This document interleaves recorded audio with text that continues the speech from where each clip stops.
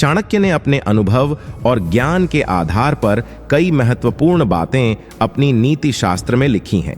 वह राजनीति विज्ञान और अर्थशास्त्र के महान शिक्षक थे और उनके द्वारा कही गई बातें हर किसी को प्रेरित कर सकती हैं और उदासियों में उत्साह भर सकती हैं। अगर आप अपने जीवन में ऐसा दृष्टिकोण चाहते हैं जो लोगों को आपकी ओर खींचे, उन्हें आपकी बातों का दीवाना बना दे, तो यह वीडियो आपके लिए है। इस वीडियो को देखने के बाद आपके अंदर ऐसा आत्मविश्वास विकसित होगा कि कोई भी आपको इग्नोर नहीं कर पाएगा और हर कोई आपसे बात करना चाहेगा और आपकी तरफ खींचा चला आएगा। आचार्य चाणक्य के विचारों से प्रेरित होकर हम आपको बताएंगे 5 ऐसे विचार जो आपके एटीट्यूड को पूरी तरह से बदल देंगे और आपको एक मैग्नेटिक पर्सनालिटी में बदल देंगे। तो आइए जानते हैं उन 5 पॉइंट्स के बारे में जो आपकी जिंदगी बदल सकते हैं। लेकिन जिंदगी बदलने के लिए सिर्फ एक वीडियो काफी नहीं है, आपको रोज ऐसी वीडियोस देखनी पड़ेंगी। इसलिए चैनल को सब्सक्राइब कर लीजिए। और अगर आप भी लोगों को अपने एटीट्यूड का दीवाना बना लेना चाहते हैं तो वीडियो को लाइक भी कर दीजिए। अपने अंदर एटीट्यूड लाने के लिए पहली बात चाणक्य जी बताते हैं कि सच्चे ज्ञान से ही आत्मविश्वास आता है। चाणक्य कहते हैं कि ज्ञान सबसे बड़ी ताकत है। सही एटीट्यूड के लिए सबसे पहले हमें खुद में ज्ञान को बढ़ाना होगा। जब हम किसी फील्ड में अच्छे से जानकार हो जाते हैं तो वह हमारे अंदर आत्मविश्वास पैदा करता है। यह आत्मविश्वास हमें मुश्किल से मुश्किल हालात में भी सही फैसला लेने में मदद करता है। ज्ञान हमें सिखाता है कि किस सिचुएशन में क्या करना चाहिए और क्या नहीं, जिससे हमारा एटीट्यूड हमेशा पॉजिटिव बना रहता है। साथ ही ज्ञान से मिलने वाला आत्मविश्वास न सिर्फ पर्सनल लाइफ में बल्कि प्रोफेशनल लाइफ में भी सफलता दिलाता है। जैसे एक डॉक्टर जिसने मेडिकल साइंस में महारत हासिल की है, वह अपने पेशेंट्स के इलाज में कॉन्फिडेंस से भरा होता है। वह कठिन से कठिन केस में भी सही डिसीजन ले पाता है क्योंकि उसके पास ज्ञान का आधार होता है। ऐसे ही एक टीचर जो अपने सब्जेक्ट में माहिर है, वह अपने स्टूडेंट्स को बेहतर तरीके से गाइड कर पाता है और उसका कॉन्फिडेंस स्टूडेंट्स को इंस्पायर करता है। इसीलिए सही एटीट्यूड के लिए ज्ञान का होना जरूरी है, क्योंकि ज्ञान ही आत्मविश्वास और सच्चे एटीट्यूड की नींव रखता है। अपने अंदर एटीट्यूड लाने के लिए दूसरी बात चाणक्य जी बताते हैं कि अहंकार विनाश की ओर ले जाता है। चाणक्य हमेशा अहंकार से दूर रहने की सलाह देते हैं। सही एटीट्यूड का मतलब यह नहीं है कि आप खुद को सबसे बेस्ट माने, बल्कि इसका मतलब है कि आप अपने गुणों को पहचानें लेकिन दूसरों का भी सम्मान करें। अहंकार हमें अपनी ही सोच में कैद कर देता है और हमें गलत फैसले लेने पर मजबूर कर देता है। सही एटीट्यूड के लिए हमें अपने अंदर विनम्रता बनाए रखनी चाहिए, क्योंकि विनम्रता ही हमें असल में बड़ा बनाती है और हमें दूसरों के साथ अच्छा रिलेशन बनाने में मदद करती है। जब हम विनम्रता के साथ अपना एटीट्यूड बनाते हैं तो हमारे फैसले ज्यादा संतुलित और सही होते हैं। जैसे एक अच्छा लीडर जो अपने गुणों को पहचानता है, वह अपने फॉलोअर्स का सम्मान करता है और उन्हें सही गाइडेंस देता है, लेकिन खुद को उनसे ऊपर नहीं समझता। एटीट्यूड दूसरों के लिए प्रेरणा बनता है और उसकी विनम्रता उसे एक सच्चे लीडर के रूप में स्थापित करती है। दूसरी तरफ एक अहंकारी व्यक्ति दूसरों को इग्नोर करता है और अक्सर गलत फैसले लेता है। इसलिए सही एटीट्यूड के लिए अहंकार से बचना और विनम्रता को अपनाना बहुत जरूरी है, क्योंकि यही वह गुण है जो हमें असल सफलता की ओर ले जाता है। अपने अंदर एटीट्यूड लाने के लिए तीसरी बात चाणक्य जी बताते हैं कि मेहनत से ही बड़ी सफलता मिलती है। चाणक्य का मानना था कि मेहनत के बिना कोई भी इंसान बड़ा नहीं बन सकता।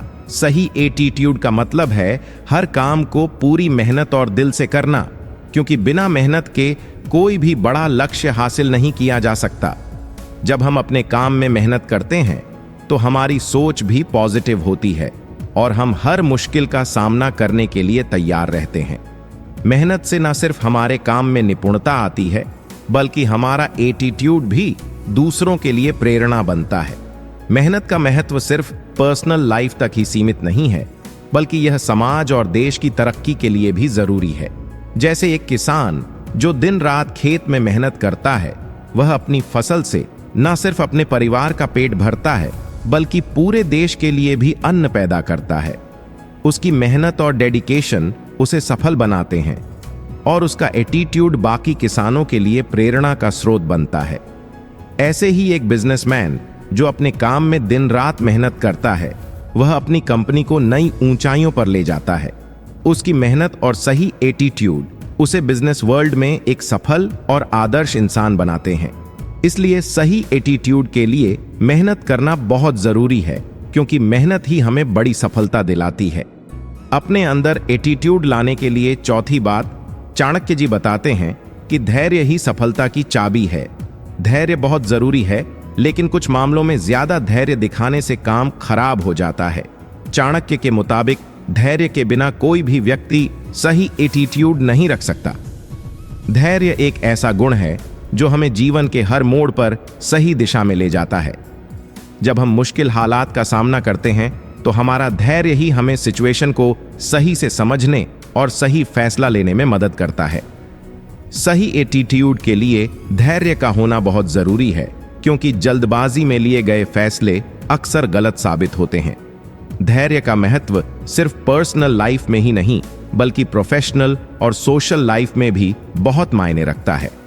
जैसे एक इन्वेस्टर जो अपने इन्वेस्टमेंट पर धैर्य से इंतजार करता है, वह वक्त के साथ ज्यादा नफा कमाता है। धैर्य से उसका एटीट्यूड हमेशा शांत और स्थिर रहता है और वह मुश्किल हालात का सामना करने के लिए तैयार रहता है। इसी तरह माता पिता जो अपने बच्चों के विकास में धैर्य रखते हैं, वे उन्हें सही दिशा में गाइड कर पाते हैं।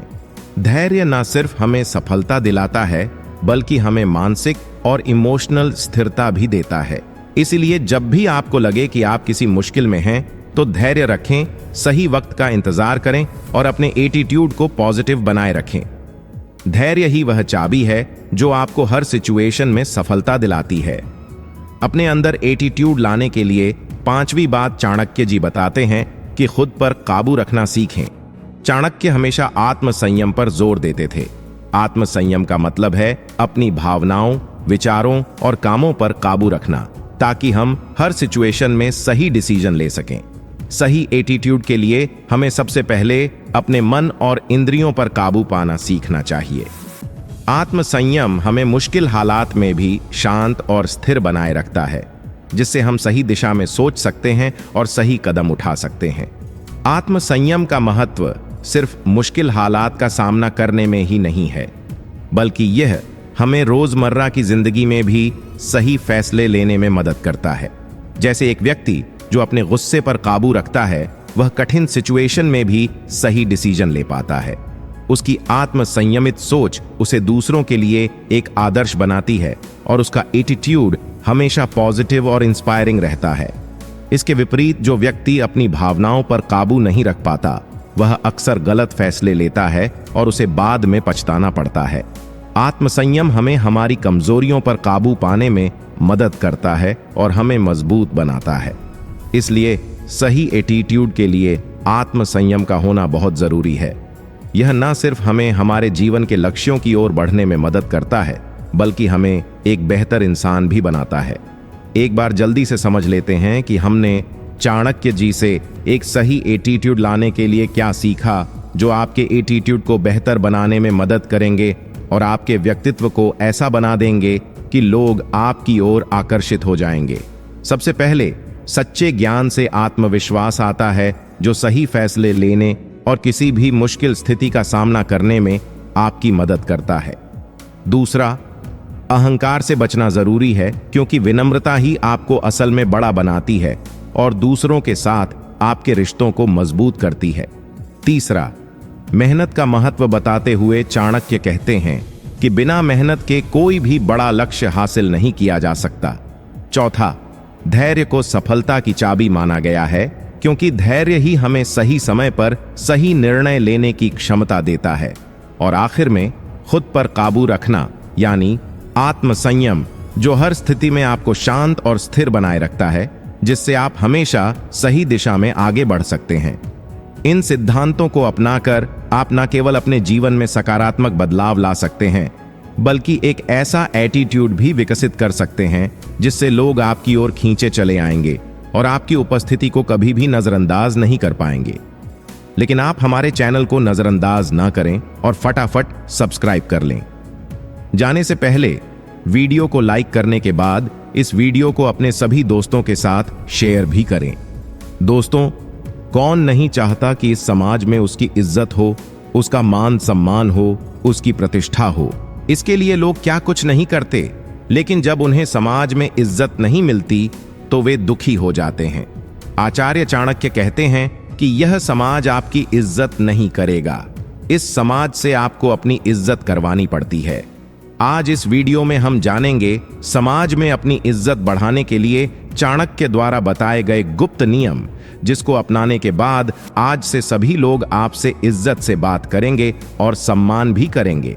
तो बिना किसी देरी के चलिए जानते हैं कि क्या हैं वे गुप्त नियम।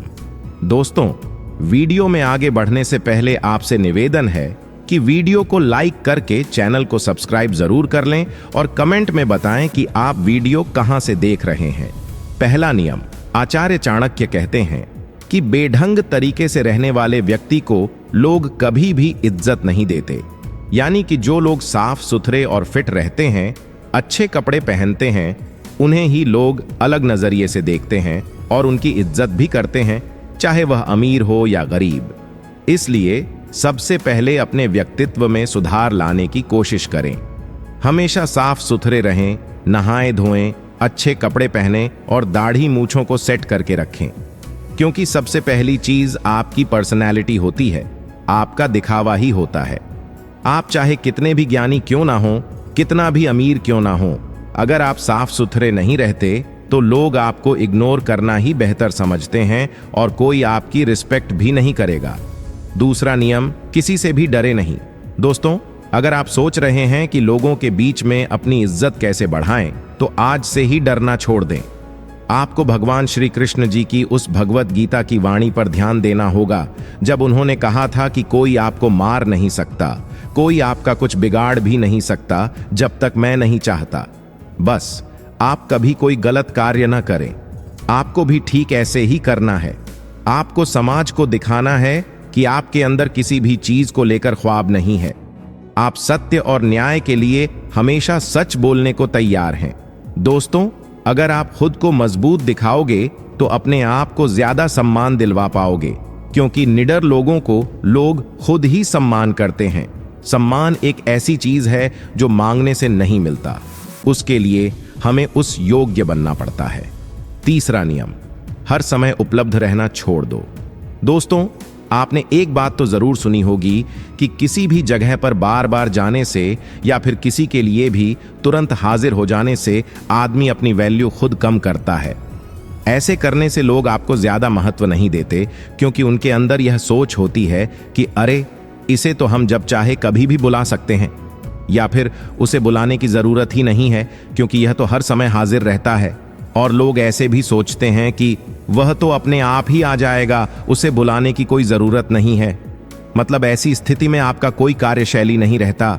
इसीलिए आज के जमाने में लोगों को थोड़ा वेट कराना पड़ेगा, तभी वह आपको सम्मान करेंगे। लेकिन दोस्तों, बात मानना और सभी का इज्जत करना वाकई अच्छी बात है, किंतु ऐसे लोगों का इज्जत करना और बात मानना कभी भी ठीक नहीं है जो आपकी इज्जत ना करे और आपकी बात ना माने। चौथा नियम, अपनी जुबान को पूरा करें। दोस्तों, आज के दौर में बहुत ही कम लोग ऐसे होते हैं जो अपने द्वारा दिए गए वादे को रखते हैं और पूरा करते हैं और उस वादे पर खरे उतरते हैं। लेकिन अगर आपको सबके सामने वैल्यू बढ़ाना है तो खुद को ऐसा बनाइए कि लोग आप पर तुरंत विश्वास करने को तैयार हो जाएं। दोस्तों, हमारे कहने का यह मतलब है कि अपनी जुबान को हमेशा पूरा कीजिए। यदि आपने लोगों के सामने कुछ भी करने को एक बार कह दी तो समझो कर दिया। अब आपको वह काम हर हाल में पूरा करना ही है, क्योंकि ऐसे व्यक्ति को लोग बहुत ज्यादा महत्व देते हैं और सभी उनकी इज्जत भी करते हैं। तो ऐसे बनने की हमेशा कोशिश करें। पांचवा नियम, सामाजिक कार्यों में बढ़ चढ़कर हिस्सा लें। दोस्तों, आपने देखा होगा कि गांव या शहर में सभी लोग आपको कब पहचानते हैं, जब आप सामाजिक कार्य में हिस्सा लेते हैं और वहां अपने काम के दम पर अपनी उपस्थिति दर्ज करवाते हैं। समाज में आपकी इज्जत बढ़ाने के लिए ऐसा करना बहुत जरूरी होता है और यही वह मौका होता है जब आप सब लोगों की नजर में आते हैं और लोग आपके काम से प्रभावित होते हैं और उनके मन में आपके लिए इज्जत भी बढ़ती है। इसलिए दोस्तों, जब भी आपको गांव या शहर के लिए कोई धर्म काम या फिर लोगों की सेवा करने का मौका मिले तो जरूर करें। मौका को ना छोड़ें, क्योंकि लोगों की नजर में हीरो बनने के लिए इससे अच्छा मौका और कुछ भी नहीं हो सकता। और इसके साथ साथ आप भी बहुत बड़े धर्म काम में जुड़ सकते हैं, जिससे आपके अंदर वह स्पिरिचुअलिटी डेवलप होगी। जैसे कि हमारे शास्त्रों में भी कहा गया है कि परोपकाराय स्वर्गा, परोपकार का कार्य करना स्वर्ग के समान है। छठा नियम, समय का सदुपयोग करें। दोस्तों, अगर आप चाहते हैं कि अपनी एक अलग और शानदार पहचान बनाएं, तो समय को खराब करना छोड़ दें। दोस्तों, हमने ऐसे बहुत से लोगों को देखा है जो अपने जीवन को इतने अनुशासन के साथ जीते हैं कि उनकी बराबरी करना मुश्किल है। और यकीन मानिए, हर व्यक्ति ऐसे आदमी की इज्जत करता है।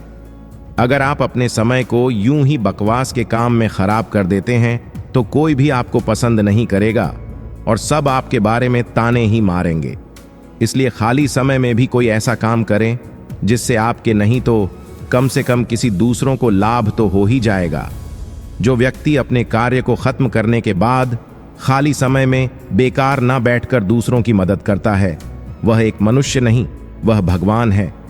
ऐसे करने से जैसे लोग भगवान को मानते हैं, वैसे ही आपको मानेंगे और आपकी पूजा करेंगे। सातवां नियम, सफल बने। दोस्तों, अगर आप किसी भी क्षेत्र में सफल हो जाते हैं तो लोग आपकी अपने आप ही इज्जत करने लगते हैं। आपको कभी जरूरत नहीं पड़ेगी कि आप अपनी इज्जत कैसे बनाएं, क्योंकि आज के दौर में लोग सिर्फ सफल लोगों की ही कदर करते हैं।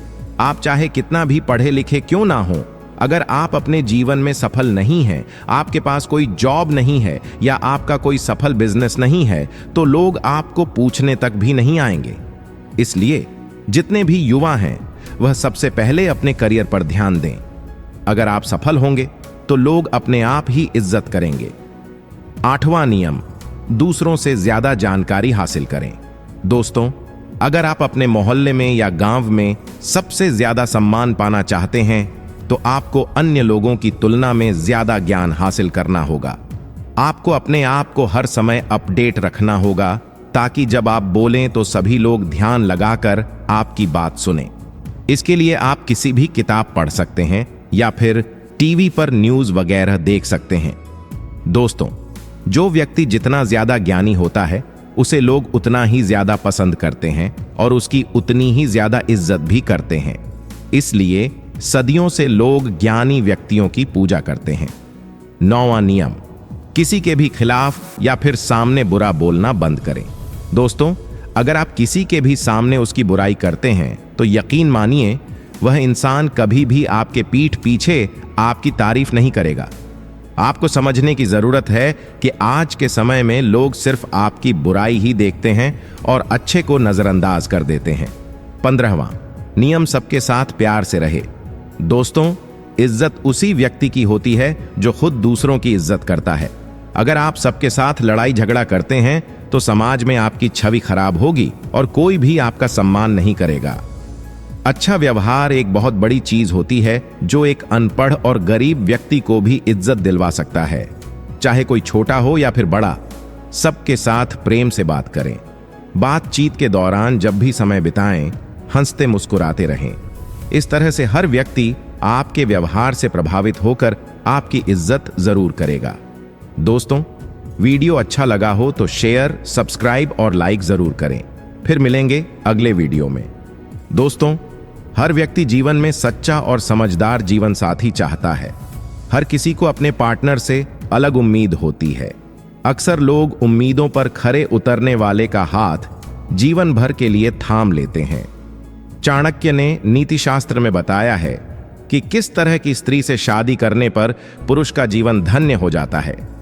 आचार्य चाणक्य के अनुसार जिस स्त्री में यह गुण होते हैं, उनसे विवाह करने वाले व्यक्ति का भाग्य भी जाग जाता है। ऐसी स्त्री जिस घर में जाती है, वहां लाभ ही लाभ होता है। आइए जानते हैं आचार्य चाणक्य ने स्त्री के किन गुणों के बारे में बताया है। पार्टनर की परवाह करने वाली स्त्री। चाणक्य नीति के अनुसार जो स्त्री अपने पार्टनर को अत्यधिक प्रेम करती हो और हमेशा अपने पार्टनर की परवाह करती हो, उस स्त्री का साथ कभी नहीं छोड़ना चाहिए। चाणक्य कहते हैं कि ऐसी स्त्री से अनबन होने पर भी सुलह कर लेनी चाहिए, क्योंकि ऐसी स्त्री अपने पार्टनर के अच्छे बुरे दिनों में साथ रहती है। जो स्त्री आपके मन की सुंदरता को महत्व दे। चाणक्य कहते हैं कि ऐसी स्त्री से विवाह करना चाहिए जो आपके मन की सुंदरता को महत्व देती हो। बाहरी सुंदरता एक समय के बाद ढल जाती है, लेकिन स्वभाव जीवन भर एक समान रहता है। स्वभाव को महत्व देने वाली स्त्री जीवन भर साथ निभाती है। शांत रहने वाली स्त्री। आचार्य चाणक्य के अनुसार ऐसी स्त्री जो शांत रहती हो, जिसे गुस्सा नहीं आता हो, उससे शादी करने से व्यक्ति की किस्मत बदल जाती है। क्रोध व्यक्ति का सबसे बड़ा दुश्मन होता है। क्रोध करने वाले व्यक्ति को जीवन में कई तरह की समस्याओं का सामना करना पड़ता है। ऐसी स्त्री जो घर के बड़ों का सम्मान करे और छोटों से प्रेम करे। आचार्य चाणक्य के अनुसार ऐसी स्त्री जो घर के बड़ों का सम्मान करे और छोटों से प्रेम करे, उससे शादी करने से भाग्य दोबारा जाग उठता है। ऐसी स्त्रियां आपके घर में सभी का सम्मान और सभी से प्रेम भाव रखती हैं, जिससे आपके परिवार में कभी भी किसी बात को लेकर कलह नहीं होता और परिवार के सभी लोग आपस में हंसी खुशी रहते हैं। धैर्यवान स्त्री। आचार्य चाणक्य के अनुसार जो स्त्री धैर्यवान होती है, वह किसी भी परिस्थिति में अपने जीवन साथी का साथ नहीं छोड़ती। ऐसी स्त्री से शादी करने से व्यक्ति का भाग्य बदल जाता है। धार्मिक स्त्री। आचार्य चाणक्य के अनुसार धार्मिक स्त्री से शादी करने से व्यक्ति का सोया भाग्य भी जाग उठता है। धार्मिक व्यक्ति कभी भी गलत मार्ग पर नहीं चलता। धर्म के मार्ग पर चलने वाला व्यक्ति जीवन के हर क्षेत्र में सफलता प्राप्त करता है। आपके बुरे समय में साथ खड़ी रहने वाली स्त्री। हर व्यक्ति के जीवन में बुरा समय जरूर आता है। जीवन के संघर्ष को झेलना तब और भी आसान हो जाता है जब आपका जीवन साथी आपके साथ हर कदम पर खड़ा रहता है। जिस स्त्री में बुरे वक्त में भी अपने साथी को न छोड़ने का गुण होता है, उससे विवाह करने वाले पुरुष हमेशा खुश रहते हैं। इसी तरह स्त्रियों को भी ऐसे पुरुषों से विवाह करना चाहिए जो विपत्ति में हमेशा उनके साथ खड़ा रहे। आपकी गलतियों को बताने और सुधारने का मार्ग बताने वाली स्त्री। हम में से कोई भी ऐसा नहीं है जिससे कभी कोई गलती न हुई हो। कई लोग ऐसे होते हैं जो अपनी गलतियों को सुनना भी पसंद नहीं करते, लेकिन अगर आपको अपने व्यक्तित्व में सुधार करना है तो आपको अपनी गलतियों को स्वीकार कर उन्हें सुधारने के लिए तैयार रहना चाहिए। जो स्त्री आपकी गलतियों को बताती है, वह आपके लिए एक अच्छी जीवन साथी बन सकती है। गलतियां बताने का मतलब यह है कि उसे सही गलत का ज्ञान है और वह आपके व्यक्तित्व को अच्छा बनाना चाहती है। प्रेम के साथ आपका सम्मान करने वाली स्त्री। हर व्यक्ति के जीवन की कुछ उपलब्धियां होती हैं। जीवन में गलतियां बताने के साथ आपकी उपलब्धियों पर गर्व करने वाला इंसान भी होना चाहिए। वह इंसान अगर आपको जीवन साथी के रूप में मिल जाए तो आपका जीवन स्वर्ग बन जाता है। इसका मतलब है कि किसी भी प्रकार की कठिनाइयों या समस्याओं को सहन करना और उन्हें शांति से संभालना। जब महिलाएं सहनशीलता दिखाती हैं तो वे समाज में एक सकारात्मक छवि प्रस्तुत करती हैं। यही गुण उन्हें अपनी समस्याओं का समाधान ढूंढने में मदद करता है और दूसरों के प्रति भी एक आदर्श उदाहरण पेश करता है। समझदारी का गुण एक महिला को समाज में आदर दिलाने में महत्वपूर्ण भूमिका निभाता है। समझदारी का मतलब है कि किसी भी परिस्थिति को ठीक से समझना और उस पर सही निर्णय लेना। एक समझदार महिला अपने परिवार के सदस्यों की भावनाओं को समझती है और उनके साथ मिलकर समस्याओं का समाधान करती है। चाणक्य ने सद्गुण और नैतिकता को भी महिलाओं के आदर्श गुणों में शामिल किया है। सद्गुण का मतलब है अच्छे और नैतिक आचरण का पालन करना। एक महिला जो सच्चाई, ईमानदारी और नैतिकता का पालन करती है, उसे समाज में सम्मान मिलता है। यह गुण न केवल उसे एक आदर्श महिला बनाता है, बल्कि समाज में भी उसकी प्रतिष्ठा को बढ़ाता है। वैसे तो कहा जाता है कि व्यक्ति को कभी अपनी इच्छाएं नहीं मारनी चाहिए, लेकिन आचार्य चाणक्य के अनुसार जो स्त्री अपने पति और परिवार में सुख, समृद्धि और खुशहाली बनाए रखते हुए अपनी इच्छाएं पूरी करती है, उसका ससुराल भाग्यशाली होता है। ऐसी स्त्रियां पति की ही नहीं बल्कि पूरे ससुराल की चहेती बन जाती है और उनके दाम्पत्य जीवन में हमेशा खुशहाली बनी रहती है। लक्ष्मी का रूप होती है शांत स्वभाव की महिलाएं। चाणक्य नीति के अनुसार शांत महिला को लक्ष्मी का रूप माना जाता है। ऐसे में अगर किसी पुरुष के जीवन में शांत चित्त वाली महिला पत्नी बनकर आए तो वह न केवल घर को संवार देती है बल्कि परिवार में एका और सुख शांति भी बनाए रखती है, जिससे उस परिवार को तरक्की करते देर नहीं लगती। आचार्य चाणक्य के अनुसार अगर कोई शिक्षित, गुणवान और संस्कारी महिला पत्नी बनकर किसी के जीवन में आए तो वह हर एक परिस्थिति में परिवार की मददगार बन जाती है। ऐसी महिलाएं न केवल आत्मविश्वास से भरपूर होती हैं बल्कि बड़े फैसले भी निडरता से लेती हैं। आचार्य चाणक्य के अनुसार ऐसी मृदुभाषी महिला से शादी करने वाला पुरुष हमेशा खुशहाल जिंदगी जीता है। इस प्रकार की महिलाएं खुद तो समाज में सम्मान पाती ही हैं, साथ ही अपने मायके और ससुराल की प्रतिष्ठा भी बढ़ा देती हैं। आचार्य चाणक्य के अनुसार जो महिलाएं परिस्थितियों के अनुसार अपनी इच्छाओं को मोड़ना जानती हैं, वे श्रेष्ठ पत्नी साबित होती हैं। ऐसी महिलाएं अपने पति और परिवार को अच्छे कार्य करने और सतमार्ग पर चलने के लिए प्रेरित करती हैं। उनकी सीमित इच्छाओं की वजह से परिवार भी कभी आर्थिक संकट में नहीं फंसता, जिसका फायदा पूरे घर को मिलता है। चाणक्य के अनुसार जो समय बीत गया उसे याद कर पछताना बेकार है। अगर कोई गलती हुई भी है तो उससे सबक लेकर वर्तमान को श्रेष्ठ बनाने का प्रयास करना चाहिए। जो धन बहुत मेहनत के बाद मिले, जिसके लिए अपने धर्म का त्याग करना पड़े, जिसके लिए शत्रुओं की खुशामद करनी पड़े, उस धन का मोह नहीं करना चाहिए। किसी काम को आरंभ करो तो 3 बातों का विशेष ध्यान रखो।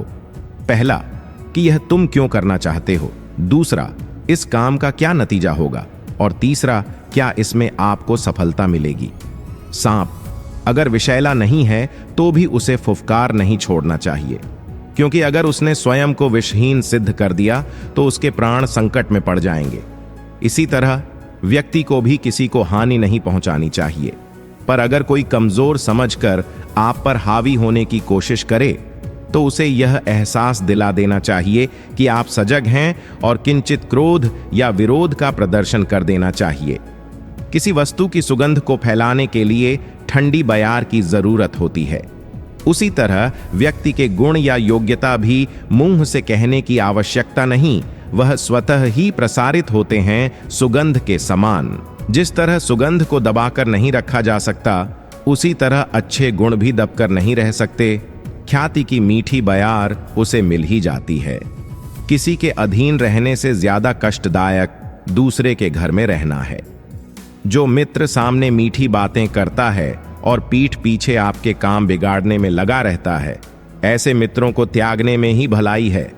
आत्मा से कमजोर और चरित्र से दुर्बल व्यक्ति से कभी भी दोस्ती न करें, क्योंकि वह आप पर उस समय हमला कर सकता है जब आपका समय कमजोर हो या जिस समय आपको अंदाजा भी ना हो।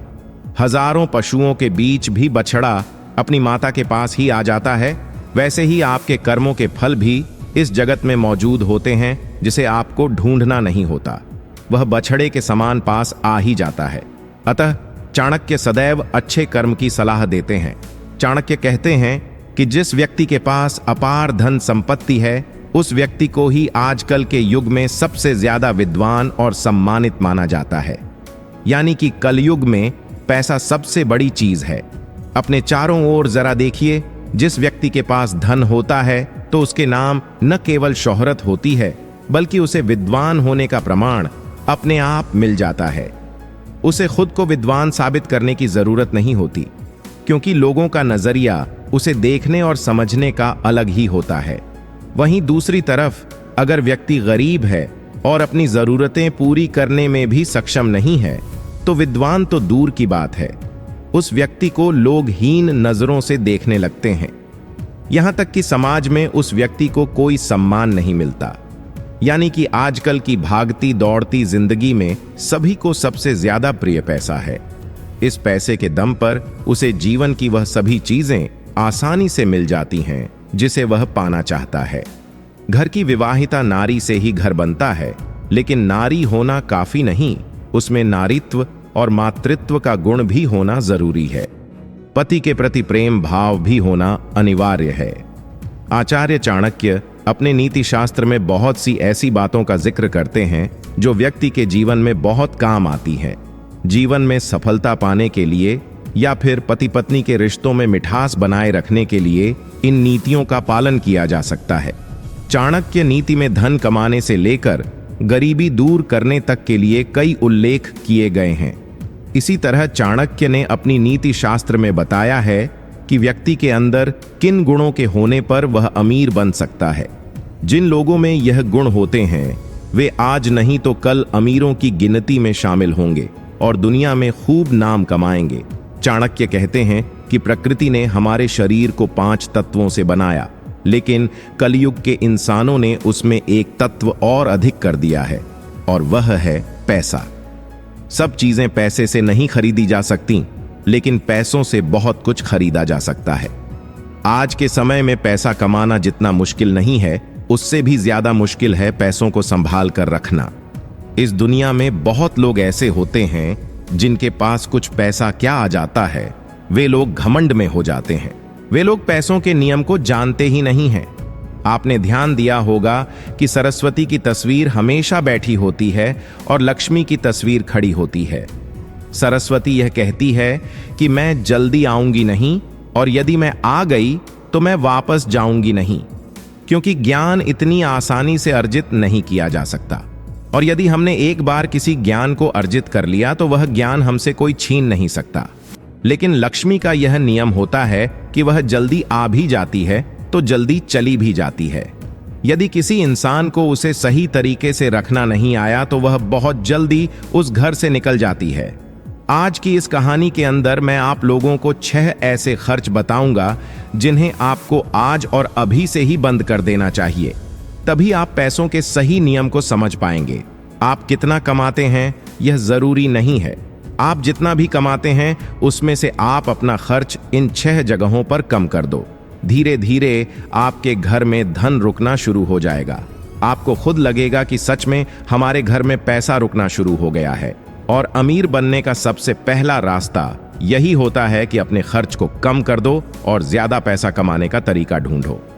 तो चलिए जानते हैं कि वे कौन सी 6 चीजें हैं जहां हमें पैसा नहीं खर्च करना चाहिए।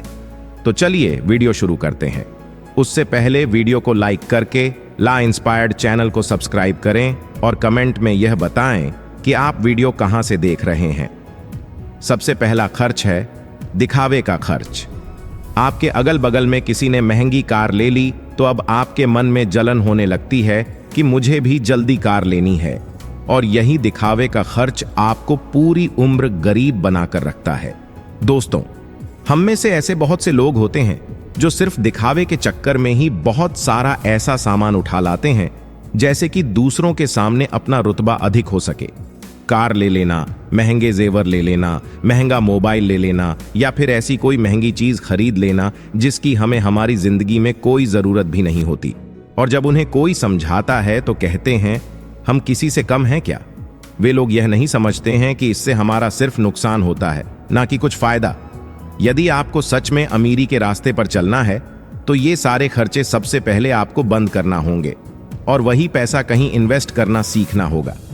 मैं यह नहीं कहता कि आप अपने शौक पूरे न करें।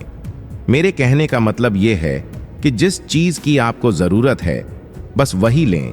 किसी को देखकर कोई सामान बिल्कुल न लें। दूसरी बात है कंपनियों की स्कीम से दूर रहना। अपने सामान की बिक्री अधिक करने के लिए अलग अलग ब्रांड की जो कंपनियां होती हैं वे लुभाने की एक स्कीम लाती हैं, लेकिन यह उनकी मार्केटिंग करने की रणनीति होती है जो हम लोग समझ नहीं पाते, और बहुत सारे लोग अलग अलग स्कीम के चक्कर में आकर वह चीज भी खरीद लेते हैं जिसकी उन्हें जरूरत भी नहीं होती। यदि हम मार्केट में जाते हैं और हमें पता चलता है कि 50% डिस्काउंट के अंदर वॉच मिल रही है, जबकि हमारे घर में तो 2-4 वॉच रखी हुई हैं, लेकिन फिर भी हम उस वॉच को खरीद लेते हैं। हम लोग यह नहीं समझते कि यह सब मार्केटिंग करने की रणनीति होती है। इससे हमें फायदा नहीं होता बल्कि कंपनी को ही फायदा होता है। इसलिए ऐसे शौक कभी न पालें, क्योंकि यही गरीब होने का सबसे महत्वपूर्ण कारण भी होता है। क्योंकि जिस चीज की हमें जरूरत भी नहीं है और उसी चीज में हम लक्ष्मी को खर्च कर देते हैं, तो उससे हमारे घर की लक्ष्मी नाराज हो जाती है और फिर धीरे धीरे हमारे घर से निकलने लगती है। तीसरा खर्च है कर्ज।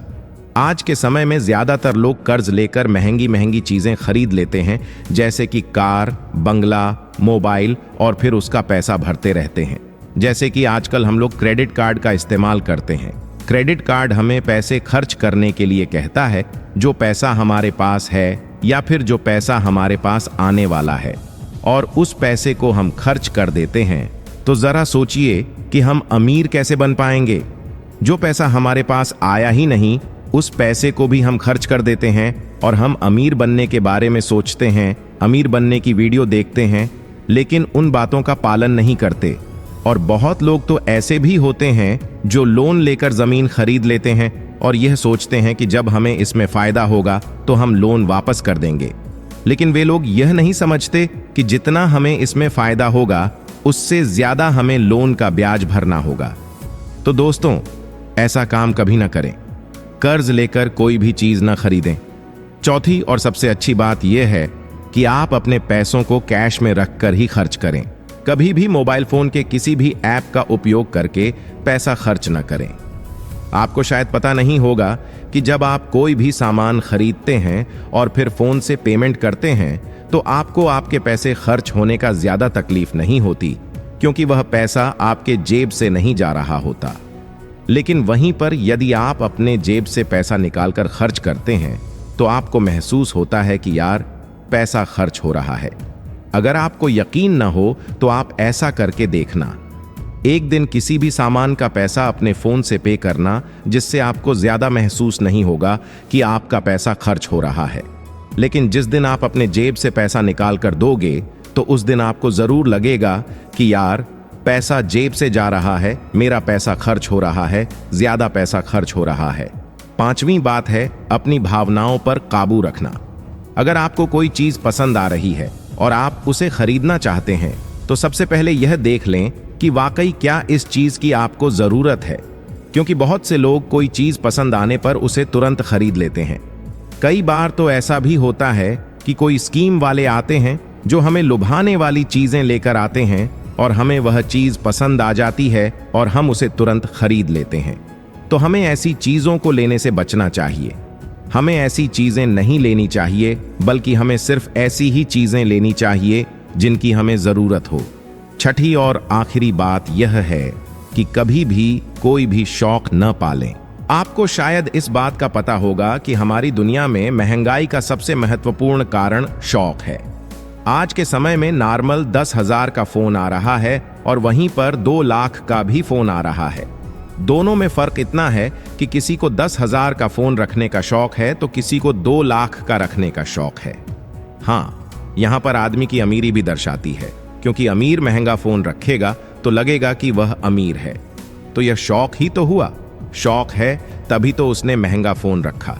इसीलिए महंगाई का कारण है शौक, और किसी भी चीज की महंगाई नहीं है। इसीलिए लोग समय समय पर शौक वाली चीजें बनाते रहते हैं, अच्छी अच्छी चीजें बनाकर हमें लुभाने के लिए लेकर आते रहते हैं, ताकि हमें वह चीज पसंद आ जाए और हम उसे तुरंत खरीद लें, क्योंकि उन्हें पता है कि न लोगों का शौक खत्म होगा और न ही उनका मार्केटिंग बंद होगा। तो इसीलिए अपने शौक पर काबू करें। जितना हो सके कम शौक करें, क्योंकि शौक करने से हमारी जिंदगी नहीं चलेगी, बल्कि मेहनत करने से और पैसे को अपने पास सेव करने से जिंदगी चलेगी। क्योंकि आज के समय में पैसा ही सब कुछ है। भले ही आज के समय में हमसे कितने भी लोग यह बात कहते हैं कि पैसा ही सब कुछ नहीं होता, लेकिन यदि उनकी जिंदगी में सही तरीके से ध्यान रखकर देखा जाए तो उनके लिए पैसा ही सब कुछ होता है। वह पैसों के लिए ही इधर उधर भाग रहे हैं और हमें कहते हैं पैसों के पीछे मत भागो। तो दोस्तों, इस वीडियो में चाणक्य ने कुछ फिजूल खर्च बताने की कोशिश की है, ताकि उन खर्चों को आपको कंट्रोल में करना चाहिए, ताकि आपके पास पैसा बचे और जरूरत के समय वह पैसा आपके काम आ सके। और वह पैसा जब जरूरत के समय हमारे काम आता है तो हमारे दिल को जो शांति मिलती है वह सच में बहुत ही अद्भुत शांति होती है। दोस्तों, आइए अब इसे कहानी के माध्यम से समझते हैं। एक बार की बात है, एक गांव में 2 औरत रहती थीं। एक के पास एक भैंस थी और एक के पास एक बकरी थी।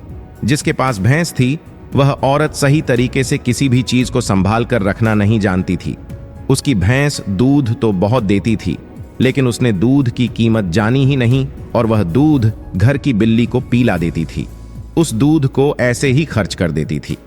दूध को सही तरीके से उपयोग में कैसे लिया जाता है वह औरत जानती ही नहीं थी। और जिसके पास बकरी थी वह दूध की कीमत जानती थी और वह दूध के एक एक बूंद को बचा कर रखती थी और उससे दही जमाकर घी निकाल लेती है और धीरे धीरे वह बहुत सारा घी इकट्ठा कर लेती है। अब जिसके पास भैंस थी उसने दूध की अहमियत कभी जानी ही नहीं थी। उसने कभी भी दूध से घी निकालने के बारे में सोचा ही नहीं था। फिर एक दिन उसके घर में कुछ मेहमान आ जाते हैं और मेहमानों को तो रूखी रोटी नहीं खिलाया जा सकता, ये तो आप हम सभी जानते हैं। तो इसीलिए वह औरत उस औरत के पास जाती है जिसके पास बकरी थी और उस औरत के पास से एक पांव घी ले आती है। वह औरत यह कहकर घी लाती है कि मैं जल्द ही अपनी भैंस का दूध निकाल कर घी निकालूंगी तो मैं तुम्हें तुम्हारा घी वापस कर दूंगी। और बकरी रखने वाली औरत उसको उधार के तौर पर घी दे देती है। फिर वह औरत अपने मेहमानों को खाना खिला देती है। उसके बाद बहुत दिन निकल जाते हैं, लेकिन वह भैंस रखने वाली औरत उसको घी वापस नहीं करती। एक दिन फिर बकरी रखने वाली औरत भैंस रखने वाली औरत के पास जाती है और कहती है कि मैं तुम्हें एक बार घी दी थी तो मैं वह घी वापस लेने आई हूं। यह सुनकर वह औरत कहती है, कौन सा घी? तू भला मुझे घी कैसे दे सकती है? मेरे पास तो भैंस है और तेरे पास तो बकरी है, और मैं भला तुझसे घी उधार क्यों मांगूंगी? मेरे पास तो इतनी अच्छी भैंस है और उसका तो बहुत ज्यादा दूध होता है, मैं तो खुद उससे घी निकाल लूंगी, मैं भला तुझसे घी क्यों उधार लूंगी? यह कहकर वह देने से मना कर देती है।